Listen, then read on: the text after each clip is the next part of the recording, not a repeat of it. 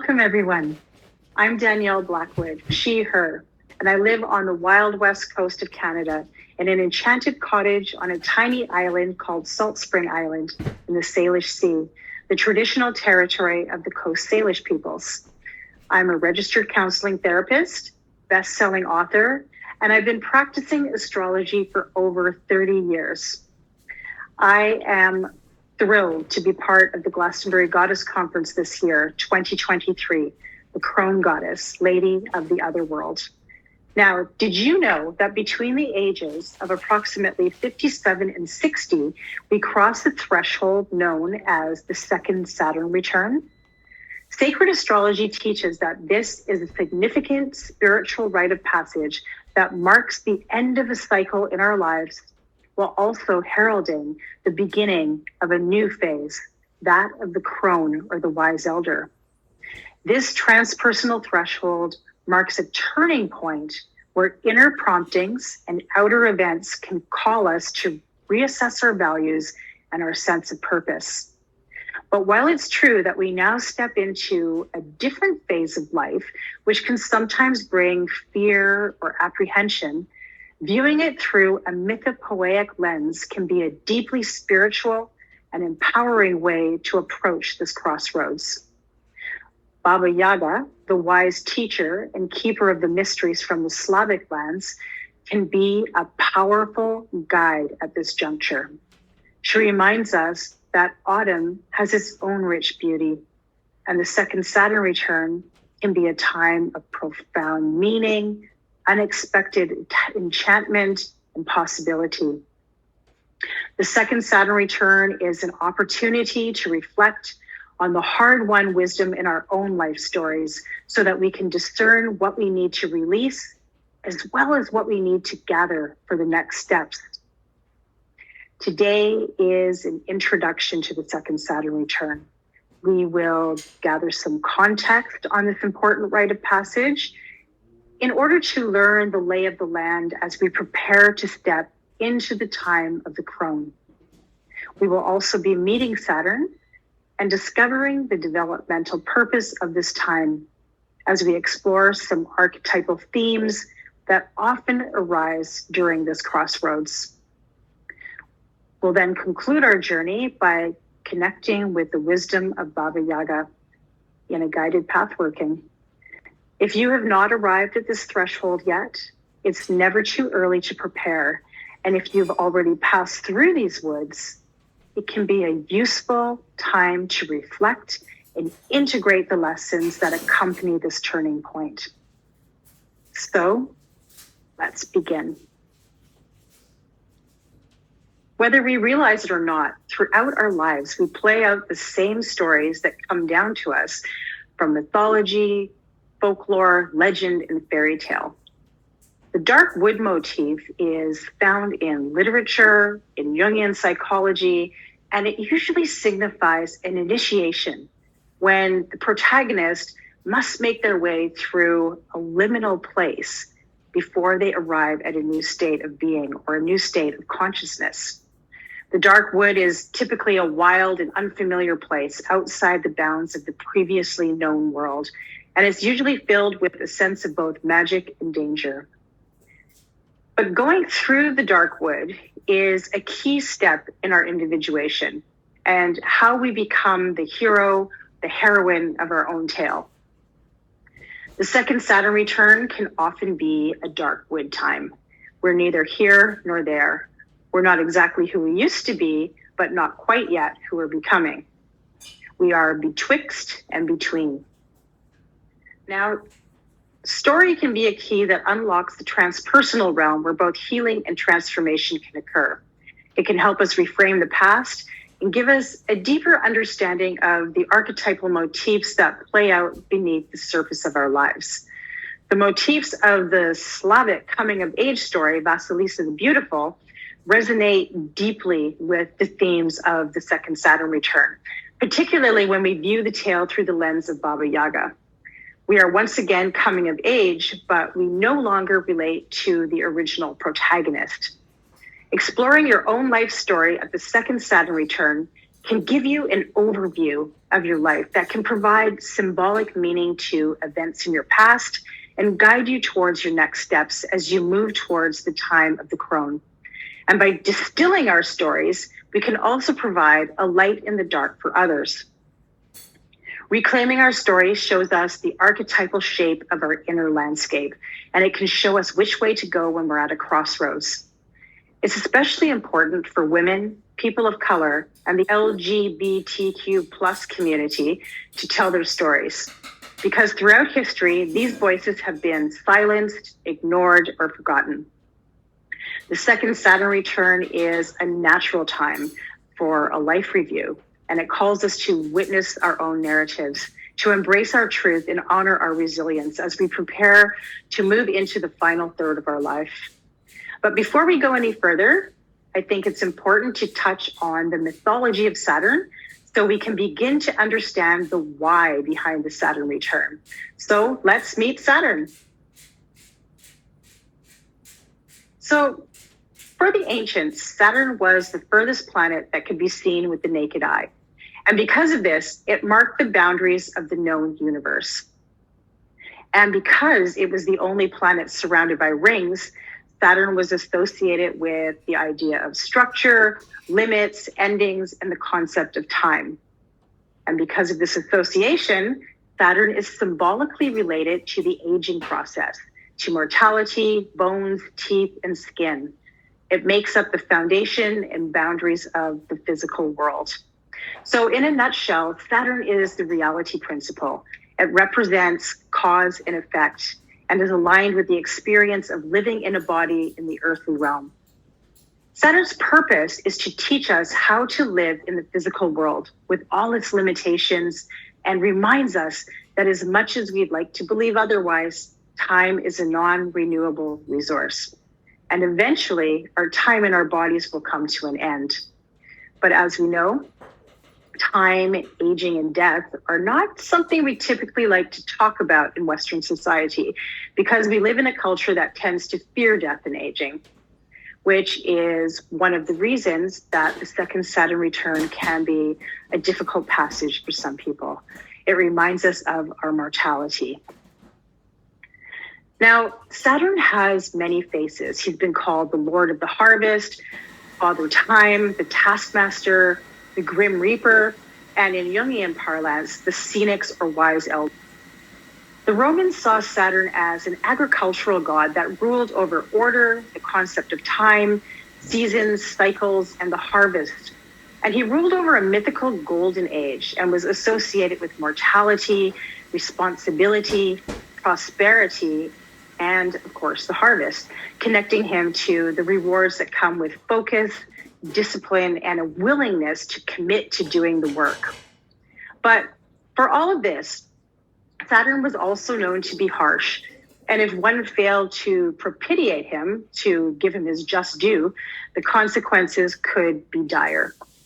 So Saturn represents the way that we unconsciously or consciously structure our life and our willingness to work with reality or what is. We need to remember, however, that while Saturn times can often be serious or sobering, they're also connected to the wisdom of the elders, the grandmothers. Saturn teaches us to let go of the distractions, to cultivate a life rich with meaning. And if we embrace Saturn's lessons, we'll see that he's actually a wise teacher that brings us the medicine that we need. Now, the second Saturn return also brings the opportunity for profound shadow work, the psychological equivalent of turning lead into gold. It's a potent time to shine a light into those hidden places and illuminate whatever's been repressed or unconscious so that we can heal and become our most authentic selves. Approximately every 29 and a half years, Saturn returns to the same position it was when we were born, which marks the end of one cycle and the beginning of a new milestone of maturity. This is called Saturn return. We only have a maximum of 3 Saturn returns in our entire life. The first Saturn return occurs approximately between the ages of 29 and 30, although we do begin to feel its influence as early as around 27. The second return occurs between around 58 and 60, although again, it's around 57 that Saturnian themes begin to show up in our horizon. And if you're lucky enough to live that long, you will have a third and final Saturn return between the ages of 88 and 90. So the Saturn return is one of what I call the crossroad transits, which is a biopsychic transit, which means that it is an archetypal time frame which happens for everyone at around the same age and brings up similar themes, obviously within the accordance of the specifics of our own lives. And while crossroad transits can show up as psychospiritual crisis, which can bring challenge, they also usually coincide with some of the most significant turning points in our entire lives. So bringing growth and increased self-awareness that can awaken us to our unique purpose. The second Saturn return is perhaps one of the most significant crossroad transits in the human lifespan. So the bones of our story. So while we experience the Saturn return only up to 3 times in our whole life, other important Saturn cycles occur approximately every 7 years. So around the ages of 7, 14, 21, 29, 36, 44, and so on. So each of these ages coincide with specific turning points that are common to everyone. And they are often felt as an inner crisis that coincide with outer events that create and sculpt our destiny. These cycles form the basis of the structure of our life. They are the bones of our story and are often defining moments when we have the opportunity to come face to face with the identity we've constructed, question self-limiting beliefs, and release old ways of being. So Saturn transits always connect back to previous Saturn transits. So reflecting on earlier Saturn times can help you find a thread that connects you to your present, as well as giving clues to what lies ahead.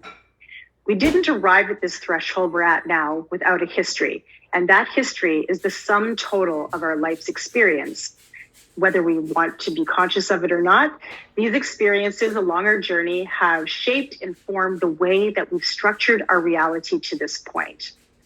And each of Saturn's cycles represents a confrontation with a new reality. So it's a step over the threshold of our previous world. Now, for our purposes today, we'll just be looking at the first and second Saturn return.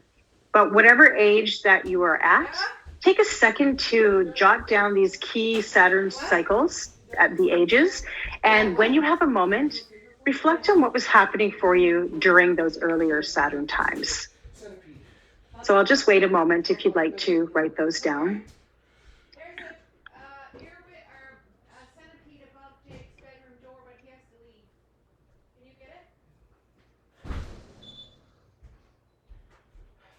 Okay, so let's look at the first Saturn return.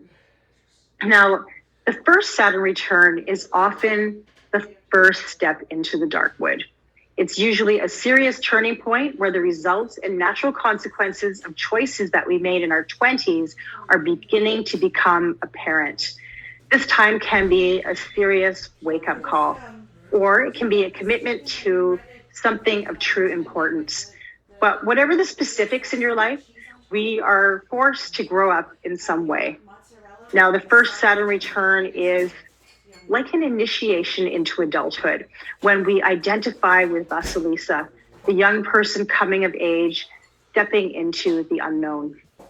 And like Vasilisa, we often encounter a teacher at this crossroads in the form of a person, a situation, or a realization that changes the course of our life. As we reach the end of our 20s, we're often called to step up to the plate, make a commitment, or release old versions of ourselves, including any relationships that might be keeping us from growing.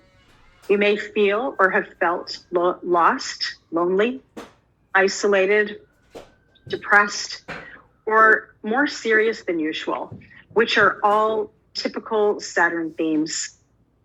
So it's not unusual to end a relationship around the first Saturn return and to begin a new and committed one. Some people get married or have a child during this time, or they might commit to a new career. But whatever the specifics, the first Saturn return is typically experienced as a wake-up call that helps us define ourselves as actualized adults.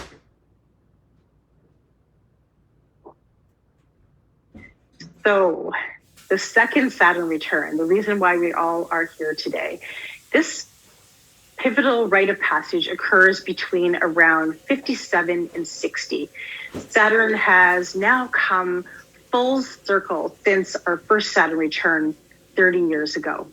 And once again, we may find ourselves entering the dark wood. At this juncture, we're often gathering the harvest of our adult years and redefining ourselves. It is a natural time for a life review. We might be more concerned with finding meaning on the journey. We have more insight and perspective than ever, and we may be keenly aware of not wanting to waste time. We now know that time can be fleeting, and we now know also that it's time to step into a new role, that of the crone or the elder. We may notice that time passes more quickly with every passing year, and there's a weight with that we start to contemplate that we're now in the final third of our life. It's a bit sobering. This is an opportunity to reflect, reassess, and reconsider our direction. It's also an invitation to a whole new chapter, a time to correct course and embrace a new beginning. A lifetime of hard-won perspective can help free us from any past restrictions and get clear on what's important to us now. Because what was important to us during our first Saturn return at around 30 has likely shifted as we ourselves have grown. We take stock of our accomplishments now, and we become more aware of the parts of us that now want to emerge. The questions now are not around what kind of an adulthood that we want to create, but what has been left undone? And what kind of ancestors do we want to be? This can be a serious time. Saturn is, after all, a serious archetype, and it sometimes does bring depression, fear, or uncertainty. And we might have concerns around aging or wonder how to show up at this new stage. And it can be a little bit like an identity crisis. Or maybe our minds are more on unfinished business or how we'd like to be remembered as we start to consider our legacy. But the second Saturn return can also be a time of rebirth, when we finally get to come home to ourselves. And as god of the harvest, Saturn can also bring many gifts. We get the opportunity to reassess our values, our sense of purpose, our self-awareness increases, and we may feel more grounded and centered in who we truly are.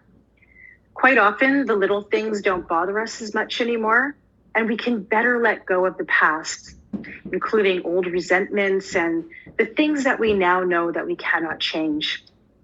Quite often, we care less about what others think, and we're getting more comfortable speaking our truth, even when that truth may not be a popular one.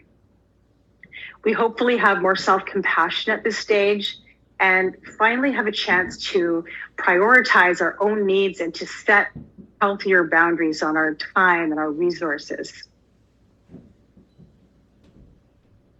At the second Saturn return, we are once again coming of age, but this time we no longer identify with the young person stepping into adulthood. It's time to take a deep breath and embrace Baba Yaga as a guide as we approach these crone years. Baba Yaga comes to us from the Slavic lands. She is the archetypal wise woman living alone in a strange little hut deep in a birch forest, surrounded by a fence of bones. She's a liminal being on the margins of the other world and has been called both goddess and witch, and her origins are obscured in the mists of time. Seekers often find their way to her hut looking for guidance, shelter, or medicine. And in story, arriving at her door is often a last resort because not only has she seen it all, she also suffers no fools. And crossing her threshold is usually the beginning of a life-altering initiation.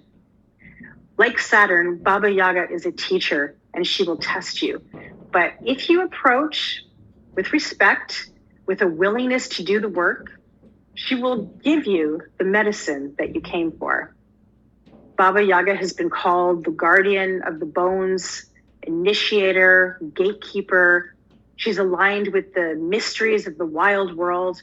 And like Saturn, she is connected to the cycles of time, the seasons, doing the work, and life and death. She has earned the wisdom of her years and represents the full circle that we all come to at this initiation, that is the second Saturn return.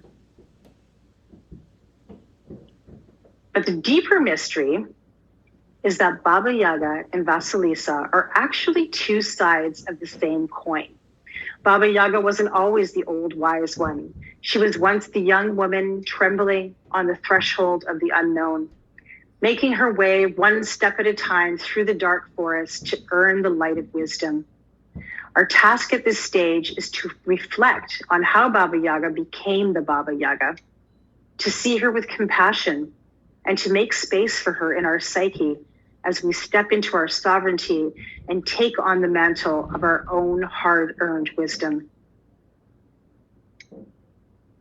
Now, many versions of the story represent Baba Yaga in a stereotypical way, the evil witch who threatens to eat those who arrive at her door. Now, I think this is at least partly connected to centuries of systemic ageism and a particular brand of misogyny directed towards the aging female body. The crone has also seen it all. And to some, particularly in a patriarchal culture, her uncanny wisdom has often been a subject of fear, connected to the unknown and magical power. But my sense is that if the story is rooted in pre-Christian times, as some scholars suggest, there is another version of Baba Yaga that likely existed long before she was turned into the stereotypical evil witch. I've always found it interesting that Baba Yaga arrives in a mortar, steering her way through the forest with a pestle, because the mortar and pestle are the tools of the trade of the herbalist and connected with transformation, transition, and magic. To me, this speaks to Baba Yaga not only as a stern teacher, but as a healer and wise woman. Now, it is in transforming our experience at the crossroads into something sacred that we begin to re-enchant our lives. We begin to see our experiences through a mythopoeic, archetypal lens so that they become meaningful chapters in our life story. The second Saturn return is the time to embrace our own definition of magic and distill our life experience into a potent decoction that is ours alone to claim. And while we may be at the edge of the dark wood, we've been here before, and we're now beginning to learn the terrain. Although the entrance into the dark forest may look slightly different than it did the last time we came this way during our first Saturn return, the path is now becoming more familiar. We may even feel a strange sense of expectation and excitement as we step into this new world. At this stage, we have earned the keys that unlock the mysteries of Baba Yaga's hut. And when we arrive at this threshold, we carry within us the knowledge of both spring and autumn.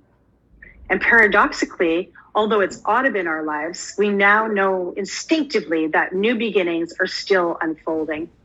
We realize that there's magic in every season. By now, we've witnessed many cycles, and we know instinctively that it's time to step over a new threshold to begin our next phase. And much like Baba Yaga, we've learned that we know when to be kind and when it's time to show our teeth. And once again, we find ourselves sorting the seeds as we separate the things which contain the potential for growth and what needs to be composted. Our mission now, most of all, is to find meaning in our story. So I'd love for you to make yourself comfortable and take a few moments to ground and center in your preferred way before proceeding into the dark wood. Now, not everyone visualizes in the same way, so if visualization is challenging for you, you can just tune into my voice and feel free to focus on the video. I invite you to close your eyes and let's take several complete, natural belly breaths. Feel yourself dropping into your chair, your body relaxing.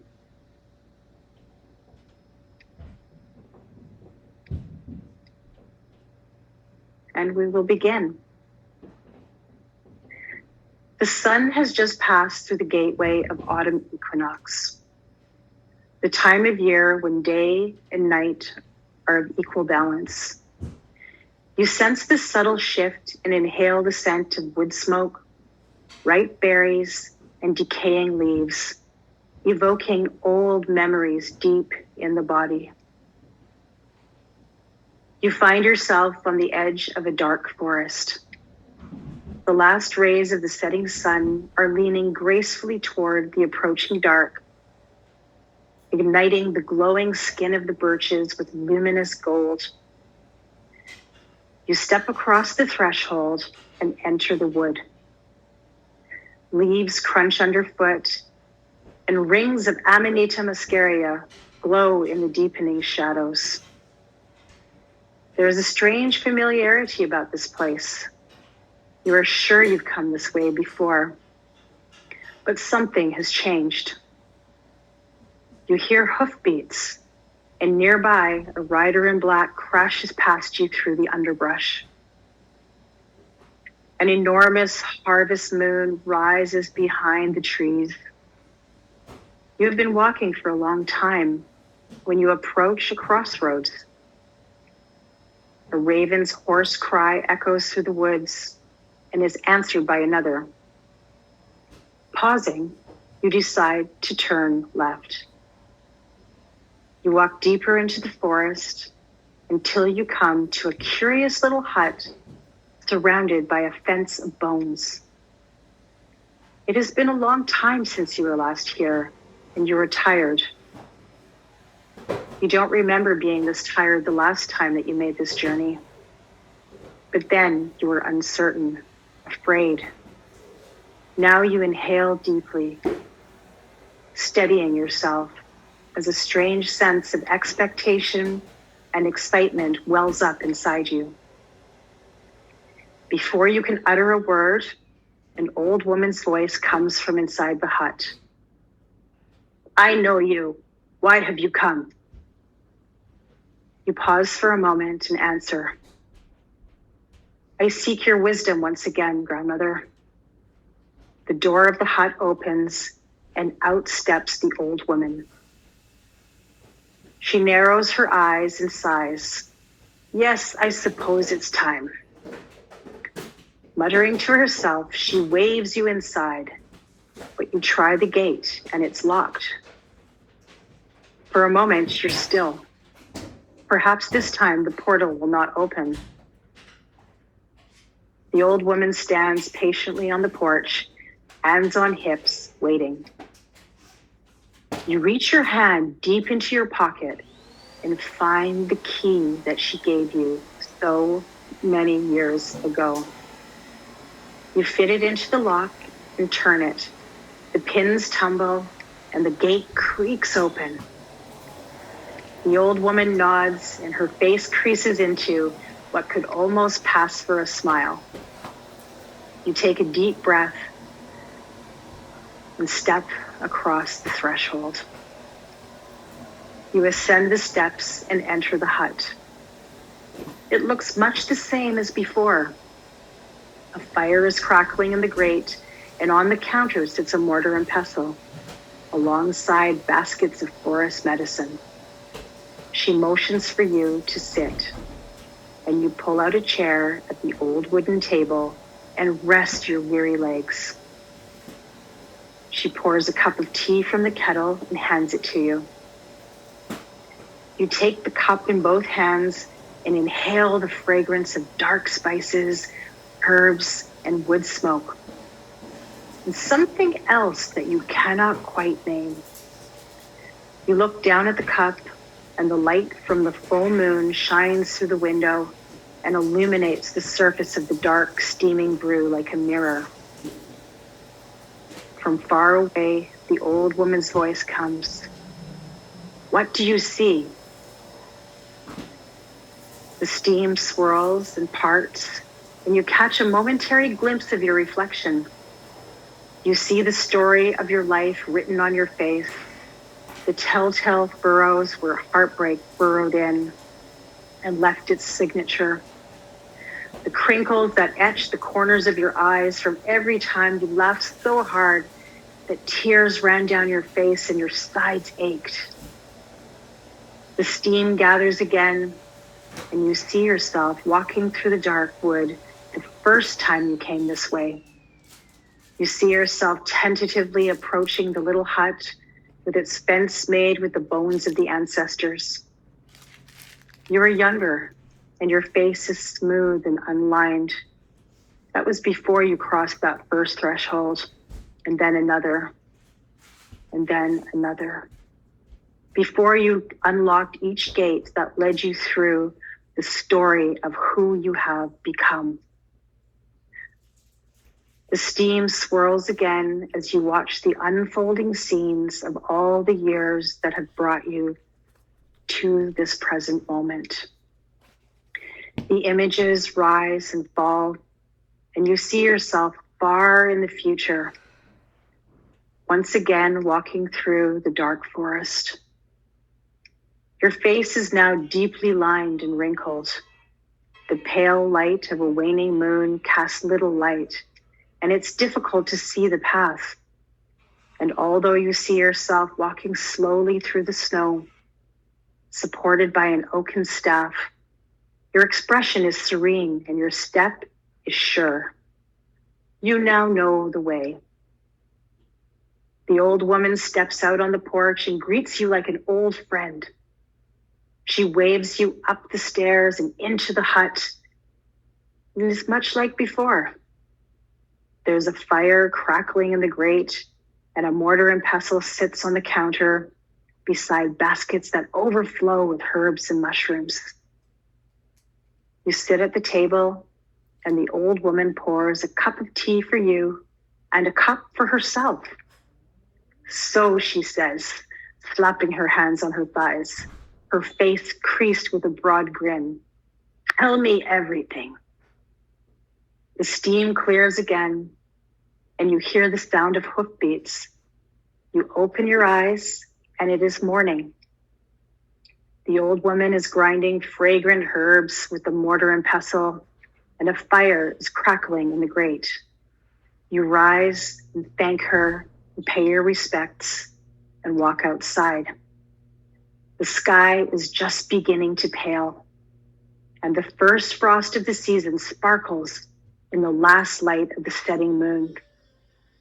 She follows you to the gate and presses the key back into your hand. There are still gates to unlock. When you're ready, you can open your eyes and stretch. Come back into the room. And I want to thank you so much for joining me today. I will be presenting a deep dive workshop on the second Saturn return and Baba Yaga in person in Glastonbury on August the 3rd. And I hope that our paths cross again soon. I wish you many continued blessings on your quest.